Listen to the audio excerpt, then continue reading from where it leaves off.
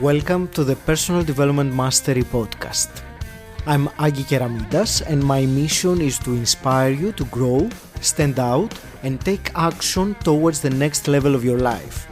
I interview leaders, authors, successful entrepreneurs, spiritual teachers, exceptional people who will inspire you to improve your life. Tune in for 2 episodes each week and make sure you subscribe to get them as soon as they are released.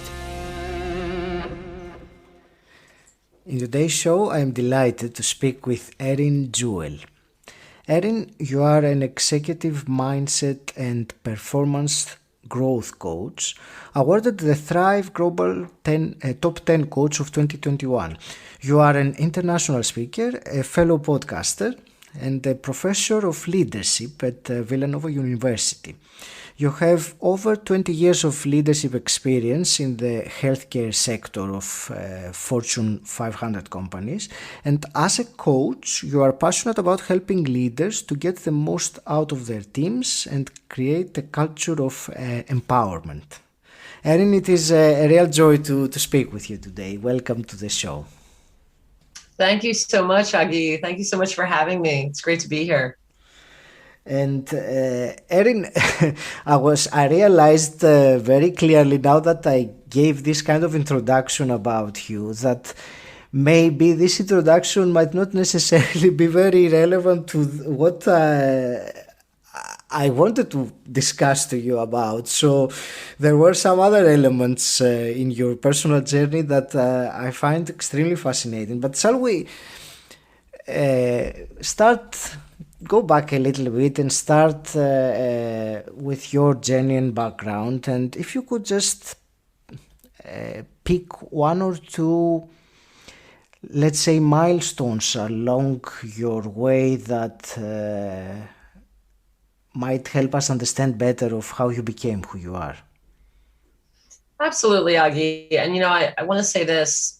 Yes, the introduction that you gave certainly is focusing more on the corporate and leadership side of the work that I do, which I think is important because it's a little bit of a qualification. My spiritual journey and my journey of personal development is not something, at least here in the US, that is openly discussed by many business professionals. So, one of my intentions as a human is to empower even the most dynamic and busy, engaged business leader and business professional to recognize that spiritual development, personal development, well-being, self-care, these things are not a luxury for them. They have access to this as well. So perhaps it was no mistake at all.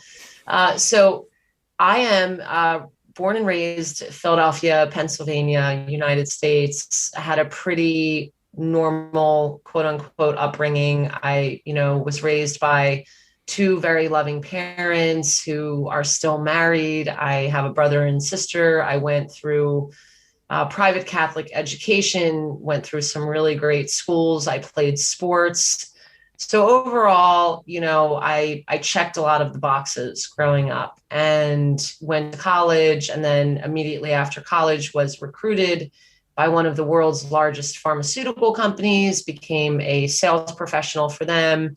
And then my career just kind of continued to take off after that. Financial abundance was definitely part of my story throughout my career, which was wonderful, as well as recognition and status. However, despite all of that, which we're taught, so many of us are taught and raised to believe is kind of the end all be all, there was an emptiness inside that, quite honestly, I wasn't even very conscious of.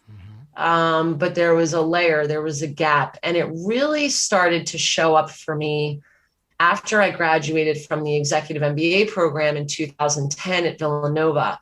And I think what happened for me there was it was a pretty transformative experience. I had to get vulnerable. I really had to step out of my comfort zone, which wasn't new to me, but there was enough of a personal transformation. And I had a few professors that were teaching me things as an adult that weren't really what I was used to hearing. So talking about things like, being accessing more, being on the lookout for not only financial well-being, but also overall well-being. And what does that look like? And at the time, I had no idea what that looks like for myself. We would go through these, Clifton Strengths Finder assessments, and we would look at our strengths. And, even though I worked for some of the world's largest healthcare companies who trained me and developed me as a leader, and we would do these sorts of things, somehow it was different. And so after the program, I was actually promoted and moved to Miami, and I became responsible for businesses in Latin America. This was a massive culture shock for me. I was now responsible for 46 countries. And even though I lived in Spain as a child and I was fluent in Spanish, I really didn't know what I was getting into. And so this would be what I would say the major milestone for me happened during this time. So between the years of 2010 and 2012. And what happened in December of 2012, I was on a business trip in Peru. And after the meeting, a handful of us went to Machu Picchu. And we didn't hike up, we bussed up. So I just have to say that out loud. I don't want to take credit for the long, intensive hike, but we only had a few days. But we bussed up and we got to Machu Picchu, and it was a total spiritual awakening. Something happened to me. And when we came down from Machu Picchu over the next few days, I proceeded to get very, very sick and flew home. And this is December 2012, by the way, which was the month and year that the Mayan calendar ended. So there were a lot of people around the globe that were under the impression like the world was going to end. Well, my interpretation of that was that my world did end. A very old and unnecessary world ended that month. So I was sick for about 2 weeks, which I had some individuals later tell me that I was shedding skin massively, and that's why I got so sick. And what happened after that was I became aware that the role that I had, this job, this place card that I had in life was not, that I had access to much more than that. So, the story goes on, but to answer your question, that's a part of it. I want to ask you, there is one thing you said, that when you went to Machu Picchu, something happened, but that was what you said. Can you explain a bit more what was that something? Because it sounds something very important. Absolutely. Up until that point, I was a big, I put people on pedestals. I put my company on a pedestal, the things, the money, it's definitely the people.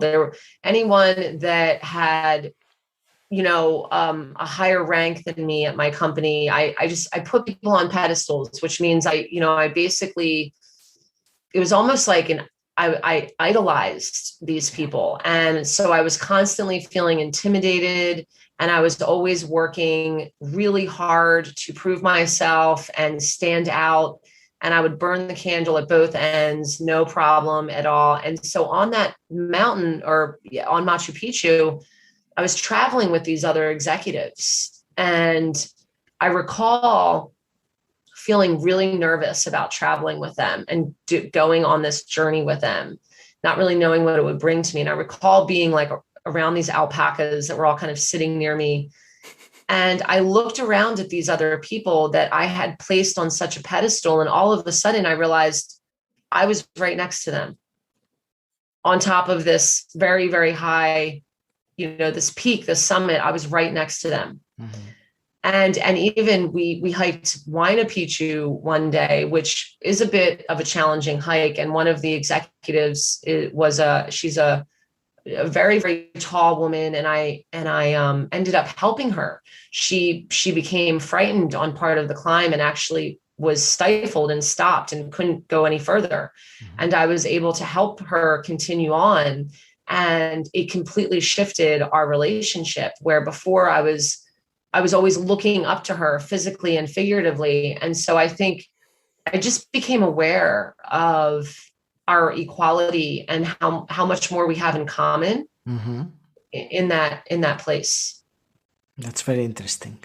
And so once you got back, how was your mindset maybe different? And obviously then your actions and behaviors will have been different. But what was different in there, inside the head? Based on the nature of your questions, I'm sure that you know that there are so many bifurcations and trifurcations and little stories and serendipitous things that took place. But essentially, Absolutely. when I got back to Philadelphia for the holidays, because it was around Christmas time and I was like quarantined in my parents' house, I had met a man a few weeks before, and it didn't it didn't register the nature of our connection. And until when I got back to Philadelphia, I started calling him and I started sharing my story, and I felt very confused. And I felt, what I knew was I was really getting sick a lot, and that was not okay. I was 33 years old. I was an otherwise healthy human being. I was a runner. And so we started talking. And this person started saying things to me, like we would talk for hours a day, and he would say things like, God is love, and, practicing non-judgment, and these terms and these words that I just had never heard of before, and I had never thought of. And it was all about compassionate remembrance. And so I just listened, and sometimes he would talk for 3, 4, 5 hours on Skype on a Saturday night, and I would just listen. And these people just started coming into my life. And, I had prayed on it. I put my hands up in the air at a certain point during this time. And I said, God, I give up. I don't know what to do. I thought I had it figured out, and I don't. And so he was kind of like my first spiritual teacher in this new chapter. And, I'll share this with you because I know there's an interest. But during one of our Skype conversations, I was talking about, I was like, I don't have time for meditation. I'm just too busy for that. Like, that's just not for me, and he's like, okay. He's like, well, have you ever heard of Qigong? And I said, no, absolutely not. What is that? And he's like, here, do this, and he said, bend your arms at a 90-degree angle, face your palms together, relax your fingers and your thumbs. And he said, and then breathe in. And every time you breathe in, it cues an expansion. And when you breathe out, it cues this coming back together, but don't touch the hands, right? Mm-hmm. And he's showing me, and he's doing this, and he said, just do this on your own sometime, just try it. And so that's, again, that goes off into a whole other part of my story. But what I did, to answer your question, I felt confused. So I reached out and I prayed on it, and people started coming in to my life to help. That's so captivating. I mean, you said at some point that the word surrender came to mind when you said that you don't know what to do, but and I think that's a wonderful way of dealing with some of the challenges that we have in our life, especially if we keep on hitting our head against a brick wall or something like that. Sometimes the best thing to do is to just allow things to happen rather than trying to be in control, which hasn't been working anyway. Otherwise we won't be banging our head. What do you think of that, of just as a way, shall we say, of taking a decision, a difficult decision, just to allow? So here's what I've been taught. I've been taught, first of all, the higher the IQ, the harder the lessons. And, I was taught that by a wonderful friend, a physician who I was friends with in Miami, a surgeon. And he said, the higher the IQ, the harder the lessons. So I've learned that I'm an intellect. I'm all about the head. I'm a very heady person. So university professor. Very, very heady. I can go down rabbit holes all day long. So for me, I find that I am the strongest, and that the flow state is the most powerful for me when I am at my weakest point. Because what happens in that moment is the universe just takes over. And for me, it's a universe that I trust. So what you are saying, I completely agree with. It is in the moments when I am weakest, so basically by my human definition of what weakness is, right? Oh, can't figure it out. I don't have a solution, so I call it like it is in those moments when I feel the weakest, when I feel I have nothing else to offer. I don't have any more solutions. Everything's kind of just swimming around in my head. That's when the magic really starts to happen. Hi, it's Agi here, interrupting you with something you may find useful. The most frustrating feeling is when you're trying to focus, but you can't get your brain to concentrate and let you zone in on the important work in front of you. This happens to me all the time, especially the days that I feel I have too many different things to do. And if it happens to you, you are not alone. 40% of people say they have to make a big effort to concentrate. This isn't some minor thing, but if you're having trouble getting focused, I have a solution for you. I'm so excited to be partnering with Brain FM. Brain FM is a great app, and I use it to block out mental chatter and zone in on my number one priority of the day.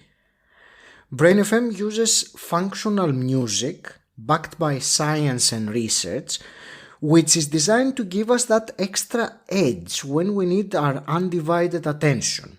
But they also have relaxation, meditation, and deep sleep modules that help you unwind and recharge. So if you want to be able to place your full attention exclusively in the activity you choose, whether that's meaningful work, relaxing, or getting high quality sleep, right now, Personal Development Mastery podcast listeners get 20% off Brain FM subscription at brain.fm/Agi. That's an amazing deal for such a great app. Thousands of people have given 5-star reviews to Brain FM. Find out why, brain.fm/Agi.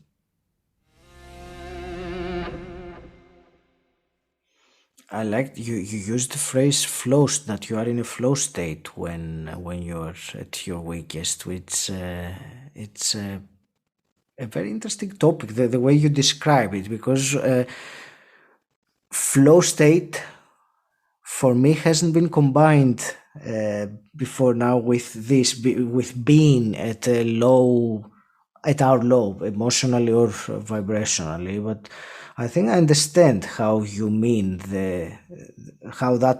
your flow state is how I conceive it to be. I mean, I'm just trying to explain something now in my head, just to see if I understood correct what you told me. Because for me, flow state is when unobstructively you come up with ideas, or maybe they come to you rather than you coming up with them.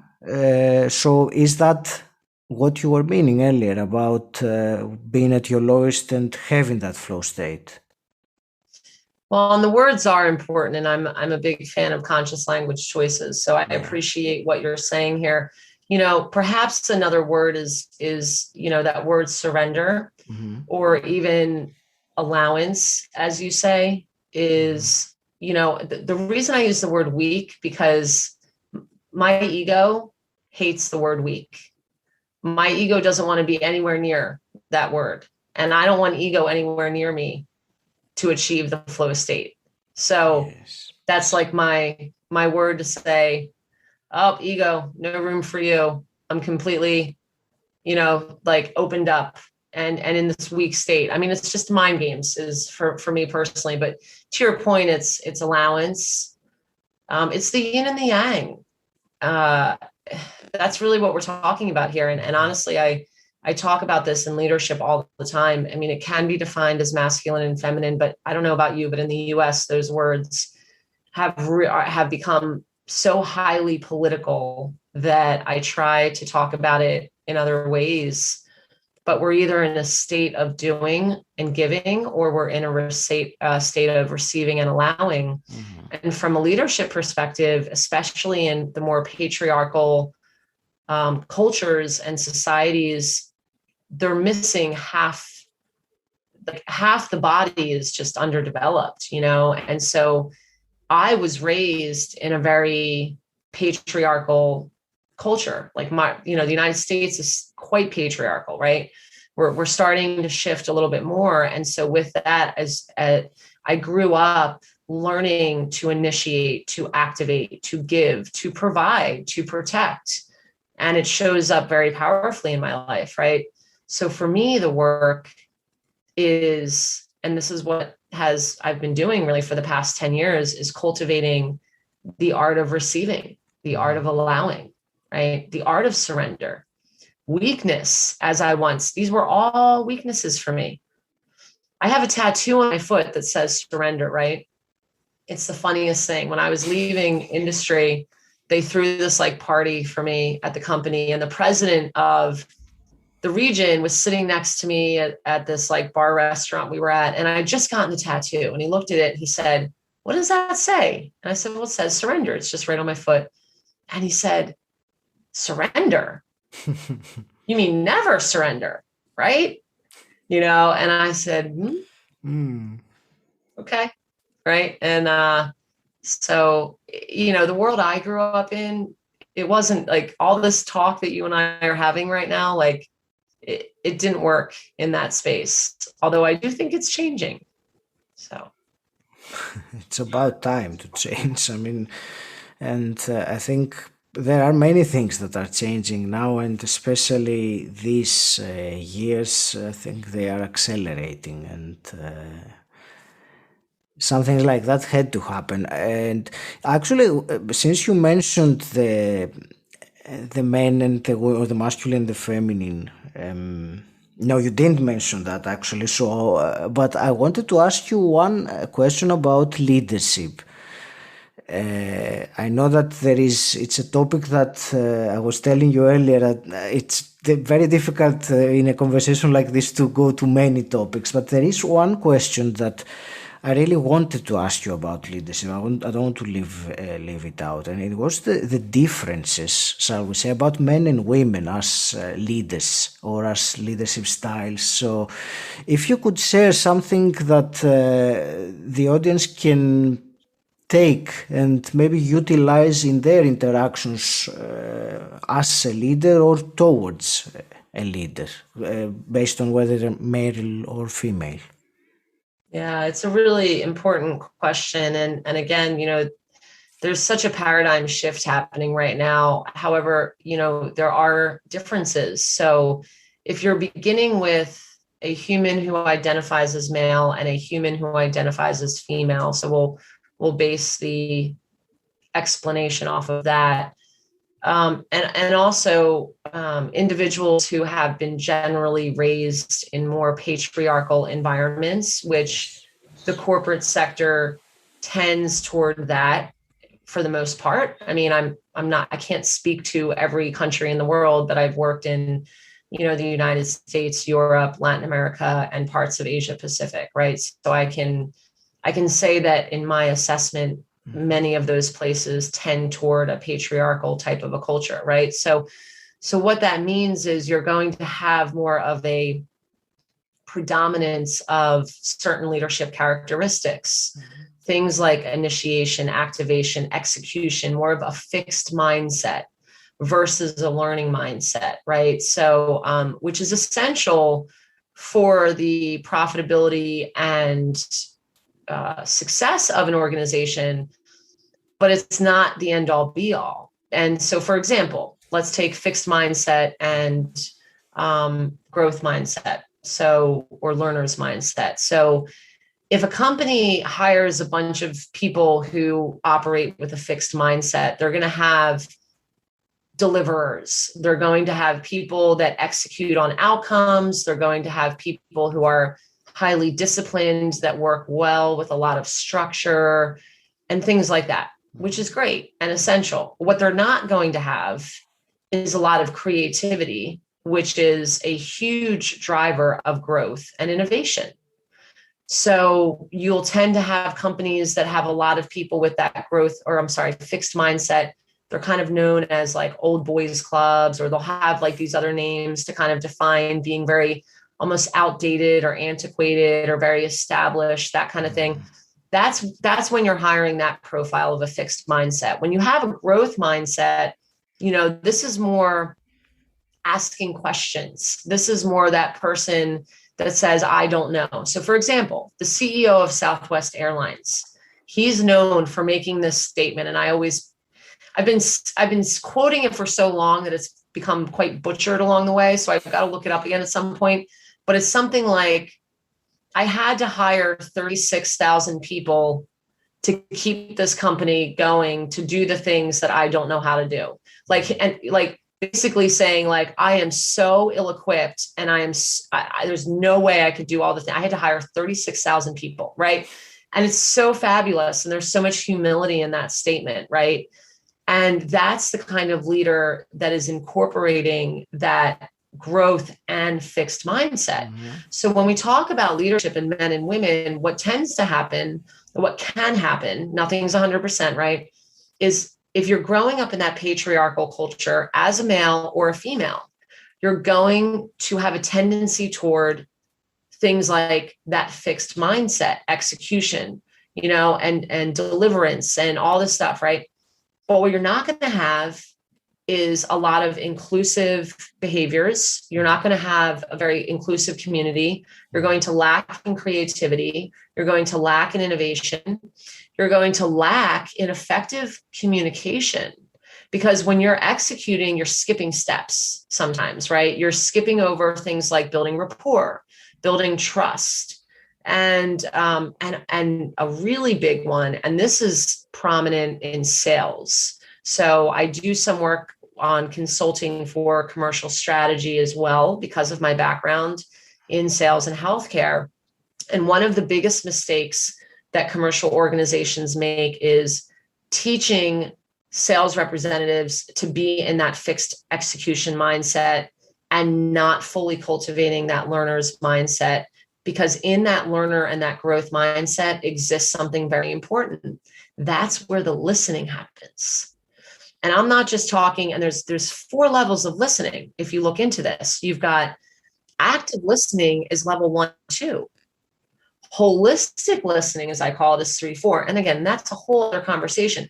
So as you can see, yes, there are differences that are generally defined as masculine and feminine. Mm-hmm. But as you can see, it's almost even bigger than that, because it becomes about that culture, right? Which is, when it's patriarchal being more on the masculine side, it has a tendency toward those things. And the women that are brought up in this tend to be called things and tend to be known a certain way. And they tend to be to this and too dominating and to that. And the fact is, they're emulating what they see. Mm-hmm.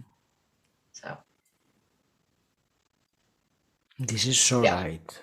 This is the way you describe it. Complete.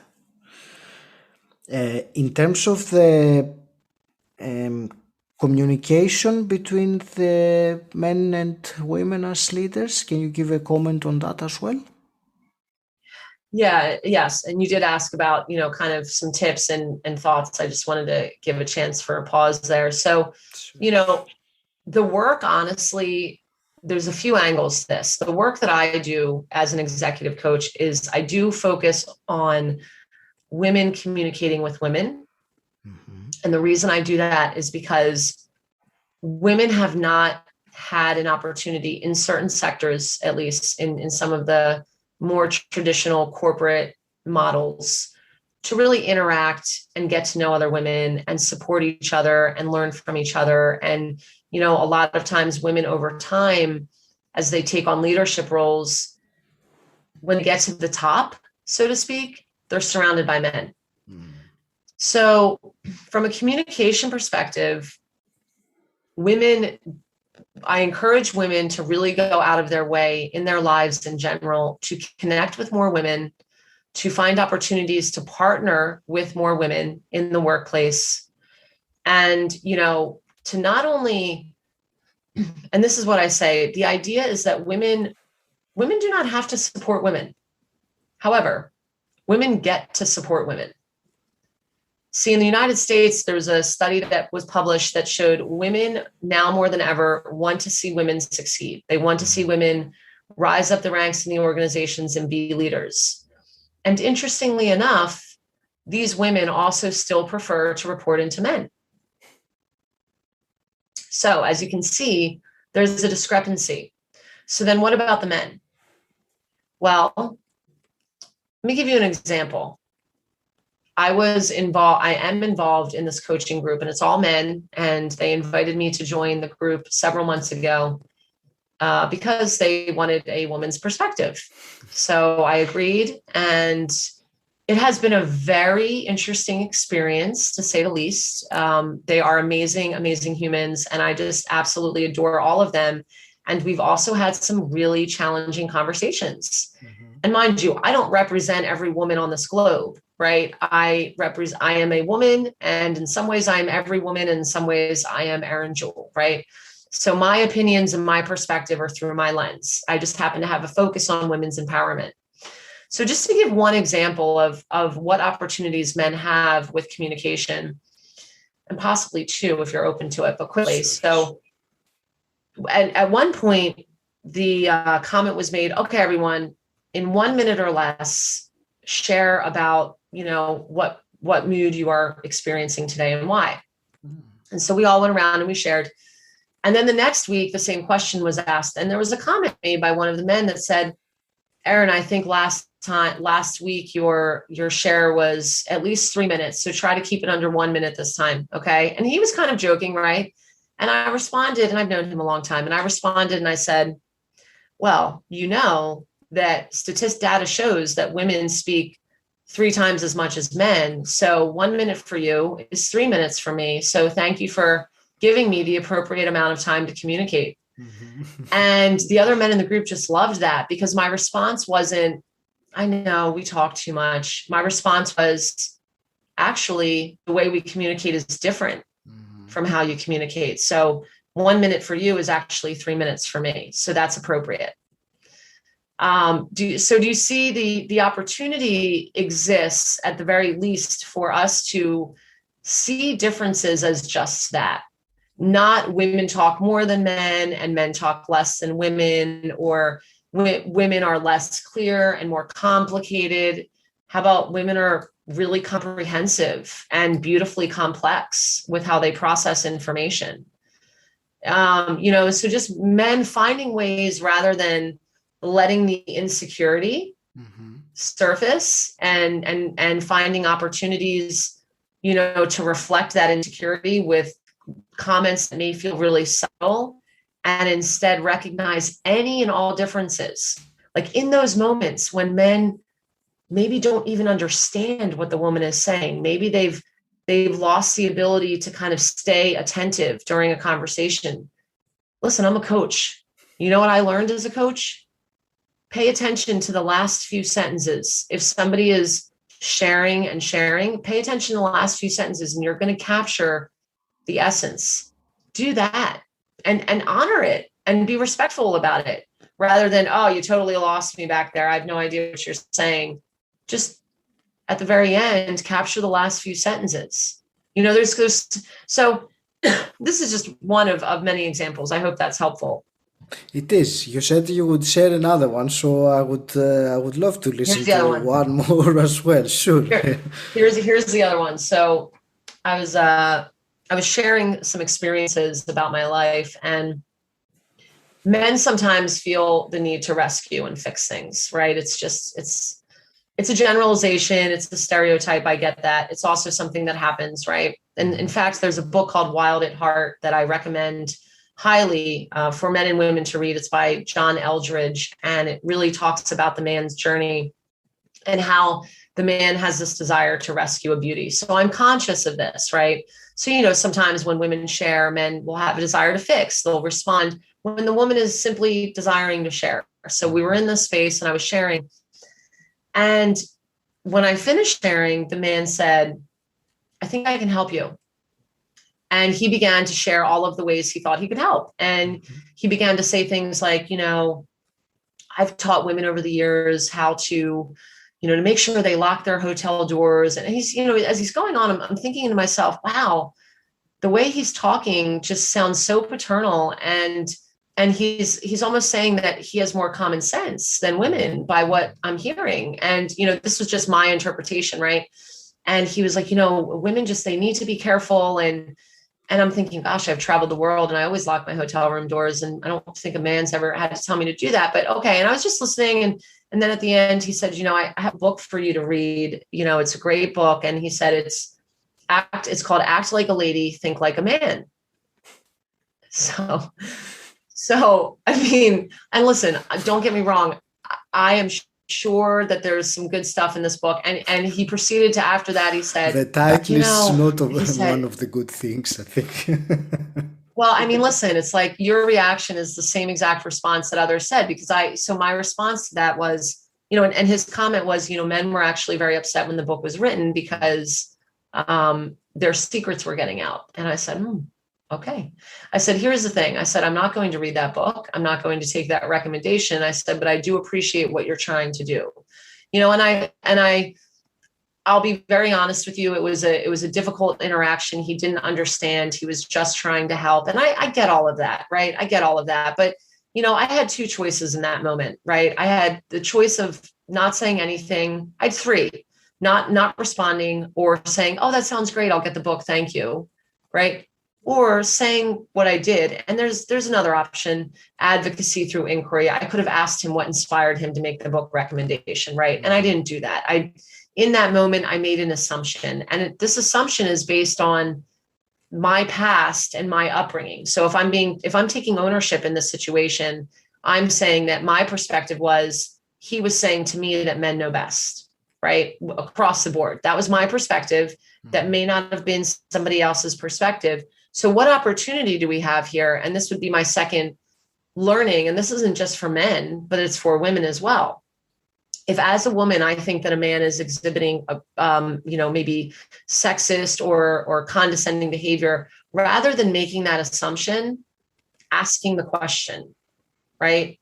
Just asking him, it's like, hey, what inspired you to, and there's a really good chance his response would have been really heartfelt and intentional. And I would have said, hey, this is where I'm coming from. And it could have been so that example was actually an opportunity for me to also show up more powerfully and I will because of that. So, yeah. That's wonderful. Thank you for sharing that. And it makes me realize more and more over and over again how important it is to test or question something, whether it is an assumption of us or is it real. And more often than not, it is an assumption based on our own filters and conditioning. So, Erin, I want to thank you for this fascinating conversation we had. I was telling you just before we started recording that I'm not sure which direction we will go, because it's I think I let the conversation follow its own flow. So I hope it's been coherent, first of all, for the listener and for you, because we touched 2 or 3 different topics, but I think we gave a little bit more detail than just a completely superficial. I would like to also ask you some quick fire questions to wrap things up. And my first one to you is, what does personal development mean to you? Personal development is all about potential for me. So just arriving at our fullest potential as humans, which involves so much more than the word potential offers. I'm not just talking professionally, but personally, making people more important than profits, making overall well-being just as important as financial well-being. There's layers and layers to it, but I would say it's about reaching our fullest potential. And let's say you could go back in time and meet your 18-year-old self, and what's the one advice you would give her? Well, I do that all the time anyway. I go back to previous ages all the time, and I give those versions of me big hugs. I tell them I love them, and I tell them that all their dreams come true. It's very, very reassuring and heartwarming the way you say it. Erin, emerging from this conversation we had today and keeping in mind that we spoke about some different things, but if you were to give to the listener one actionable item, something they can pick and implement if they want and hopefully improve their lives, what would you tell them? Self-observation increases self-awareness. And if you can find yourself in a state of non-judgment, practicing non-judgment with self, where you can really just be the observer, it's going to liberate you. And it's going to liberate you through increased self-awareness. As you become more self-aware, you become more self-accepting, you become more self-appreciating. And so be the observer, from a place of non-judgment, and just explore, discover, and recognize that you are whole, complete, and healed as you are, and there's nothing to fix. That's wonderful. How can people connect with you and find out more about you and what you do? Well, as you said, we covered a few things today. So if anybody has any questions or any, just follow up with like any materials or any references, publications, that any of the statistics that I mentioned today, you can just reach out to me at 𝗁𝗏𝗄𝐿 So that's all one word, 𝗁𝗏𝗄𝐿 consulting.com. I also offer free guided meditations on the website, as well as blogs. And you can just go ahead and book a consult for free, not to worry, any listeners of the show. And I'd be happy to have a conversation with you. That's brilliant. That's fantastic. Erin, thank you very much for your time, for sharing your insights with us today. I want to wish you all the very best in your life and in your mission. Any last parting words? No, just thank you so much. It was wonderful having time today, and thank you for the insight and thoughtfulness of your questions. I appreciate you listening. If you enjoyed it, please share this episode with someone who you think will benefit from it. If you want to support my podcast and gain access to exclusive content from me and my guests, then become my patron. The link is in the show notes, or you can type bit.ly/pdmpat. And until next time, stand out, don't fit in,